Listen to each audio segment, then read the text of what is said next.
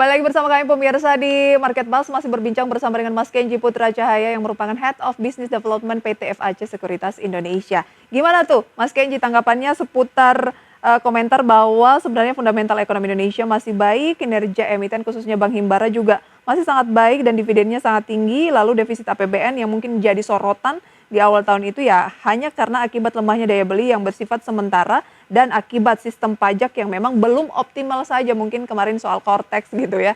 Tanggapan Anda singkat saja, kira-kira seperti apa soal fundamental yang bikin masyarakat tuh atau pelaku pasar agak ragu, apalagi sempat diturunkan oleh lembaga dari internasional.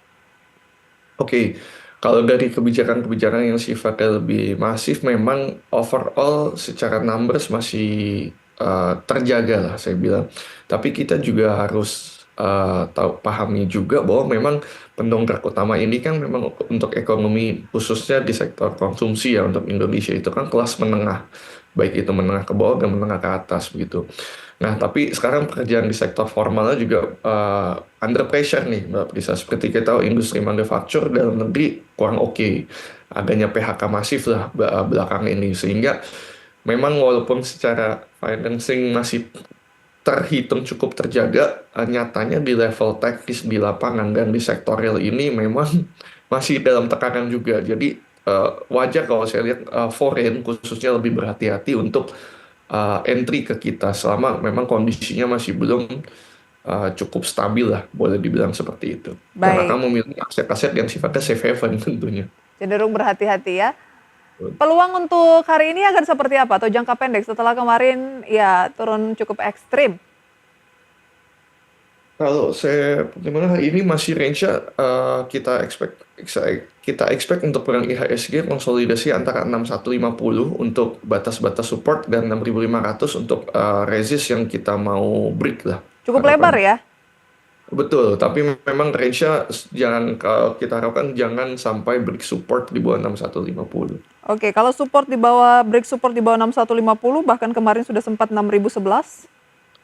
Itu ada potensi untuk kita masuk lagi ke kepala 5 range sekitar 5.800 Oh, 5.900 Mbak Prisa pelemahannya. baik. Kita ke pembukaan perdagangan. Indeks harga saham gabungan mencoba menguat pemirsa dengan saat ini pelemahan tipis 0,12% atau 6 poin saja. 6.218. Dengan tadi indeks harga saham gabungan sempat menguji posisi di 6.147 namun berhasil naik kembali pemirsa dan saat ini ya sudah hijau di 6.229. Dengan nilai tukar rupiah terhadap dolar Amerika Serikat melemah di 16.519. Adapun pemirsa deretan saham yang menjadi gainers dan juga losers based on value selengkapnya bisa Anda saksikan di layar. Tampaknya semua sektor oke. Sektor saat ini sudah mulai ada yang menghijau, ada 4 diantaranya pemirsa di sana. Kemudian saham-saham yang menjadi top gainers juga bisa Anda saksikan. Saham banking seperti BBRI, kemudian kita lihat ada PTRO pemirsa, PSAB, BRMS, WIFI, kemudian top losers based on value juga bisa Anda cermati pemirsa, AMRT, IOTF, kemudian beberapa saham lainnya. Itu dia update pembukaan. Wajar ya ketika ada penguatan mencoba untuk menguat pasca pelemahan ekstrim kemarin, Mas Kenji? Betul, seperti saya bilang memang sooner or later memang pasti akan bereaksi lah dalam arti khususnya sekarang ini ketika foreign keluar begitu. Nah Hmm, ini memang biasanya investor-investor domestik nih yang mengambil posisi dan ya terbukti memang untuk saham-saham yang let's say big banks dan saham-saham fundamental yang cukup oke gitu kinerjanya, apalagi kan ini belum bagi-bagi dividen nih musimnya. Jadi memang untuk investor domestik ataupun trader saya rasa masih akan mengambil posisi juga sih baik. ketika Masih kondisinya akan murah. mengambil posisi. Sama juga seperti yang disampaikan tadi oleh investor kawakan Lokeng Hong, katanya malah lagi gencar-gencar ngambil posisi, ada trading hold kemarin dan merasa bahwa itu agak mengganjal untuk orang yang mengumpulkan barang katanya ya. Lantas dengan pelemahan yang cukup dalam dan peluang yang disampaikan oleh Mas Kenji, Anda lebih tertarik ke saham-saham seperti apa? Kita lihat datanya berikut ini pemirsa, kami rangkum dalam grafis. Rekomendasi saham dari Mas Kenji ada Telkom Trading Buy. MDKA trading buy, BRI buy on weakness, Bank Mandiri trading buy. Apa yang membuat Anda lebih tertarik ke keempat saham ini? Kita mulai dari Telkom. Oke, kalau Telkom memang cukup defensif ya, dalam arti secara teknikal sudah level support dan juga ada tanda-tanda reversal. Dan untuk dari fundamentalnya juga dari emiten itu memproyeksikan bakal adanya kenaikan traffic broadband lah kurang lebih 28% year on year gitu. Jadi kita expect kinerjanya juga lebih bagus lagi, apalagi kan ini masuk musim-musim Lebaran gitu ya. Biasanya kebutuhan akan komunikasi juga ikut meningkat. Jadi saya rasa teknikalnya oke, fundamentalnya juga kita punya backing dalam arti untuk hal-hal yang bisa support dia. Nah, cukup baik sih saya bilang untuk masuk Telkom sekarang. Baik.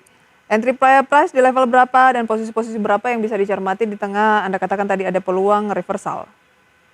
Oke, kalau Telkom entry price-nya memang range-nya dari antara 2420 sampai 2450, tapi sekarang di 2400 pun masih bisa itu. Tapi sekali lagi kondisi market begini, saya tidak sarankan all in ya. Mungkin lebih kita tetap jaga rasio portfolio kita 20 sampai 30% lah untuk chip in di kondisi sekarang.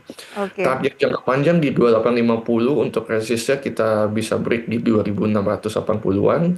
Waspada stop loss apabila menyentuh level 2260 untuk Telkom. Kita ke MDKA. MDKA menarik seperti komoditasnya, seperti saya mention tadi, kalau aset beresiko ini dihindari untuk kondisi-kondisi market dan makro seperti ini, biasanya mereka akan beralih ke safe haven, ya salah satunya emas tentunya gitu. Untuk beberapa emiten memang saya perhatikan dan secara teknikal yang cukup bagus dari stokastiknya dan MACD-nya juga ada sinyal reversal itu dari MDKA.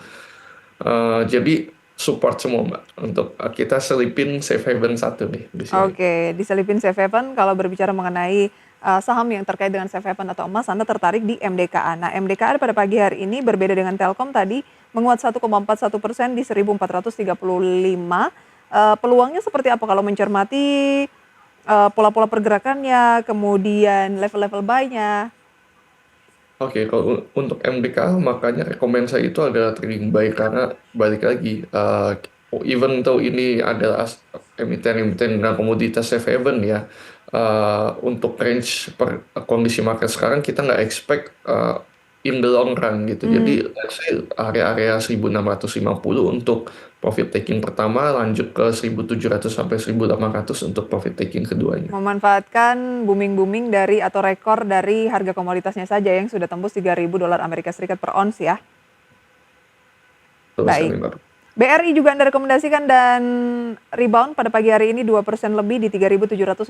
Anda bilang buy on weakness. Kalau sudah rebound begini masih menarik untuk di buy di level bawah?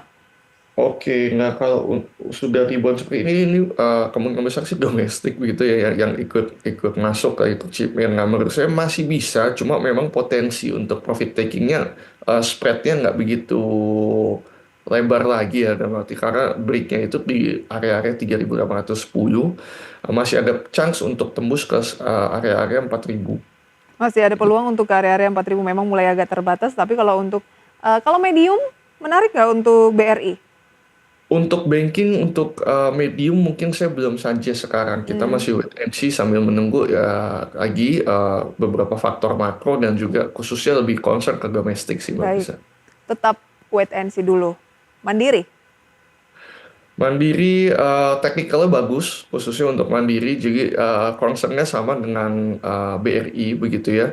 RSI-nya sudah di fase oversold, stokastiknya juga udah ada sinyal-sinyal reversal. Nah, tapi untuk Mandiri memang targetnya saya agak sedikit lebih tinggi sedikit begitu.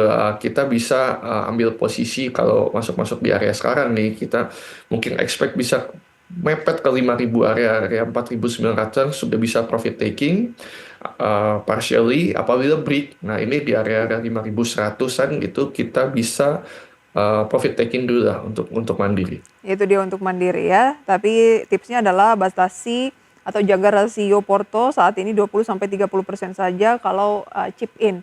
Ada tips lain mungkin sebelum kita akhiri Mas Kenji menanti suku bunga dari Bank Indonesia, mungkin keputusan juga dari The Fed yang ya meskipun diperkirakan masih akan tetap, dan kalau mau libur seperti ini apa yang harus dilakukan?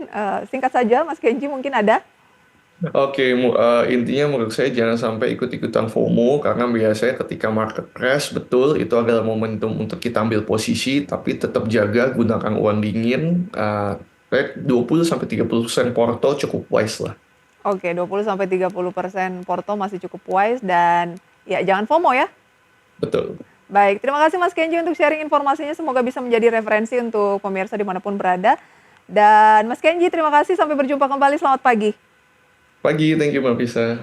Itu dia pemirsa ya, semoga apa yang kami hadirkan bisa menjadi referensi. Lagi-lagi keputusan investasi kami kembalikan pemirsa sepenuhnya ke tangan Anda.